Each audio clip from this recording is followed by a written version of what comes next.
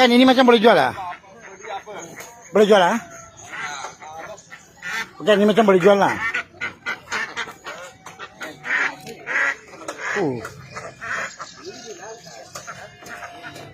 Ini dekat Kelang ya, pasar malam Kelang hari Sabtu. Boleh jual lah ni macam ah?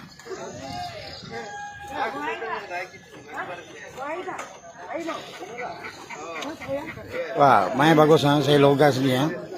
Ya tengok. Boleh jual Bangla. Iti pun boleh jual. Baik, ini macam boleh jual ke baik? Habis kita kacau. Kalau mari tutup. Bagus. Tak boleh jual. Saya di depan boleh jual lah. Ha?